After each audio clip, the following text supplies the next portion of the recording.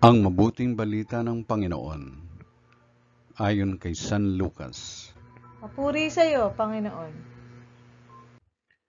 Noong panahong iyon, nang malapit na si Jesus sa Jerusalem at matanaw niya ang lungsod, ito'y kanyang tinangisan. Sinabi niya, "Kung nalalaman mo lamang sa araw na ito kung ano ang makapagdudulot sa iyo ng kapayapaan.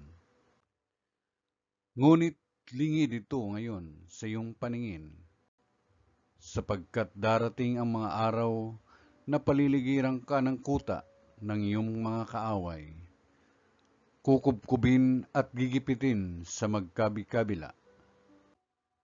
Wawasakin kanila at lilipulin ang mga anak mo sa loob ng iyong muog, at ni isang bato'y wala silang iiwan sa ibabaw ng kapwa bato, sapagkat hindi mo pinansin ang pagdating ng Diyos upang iligtas ka."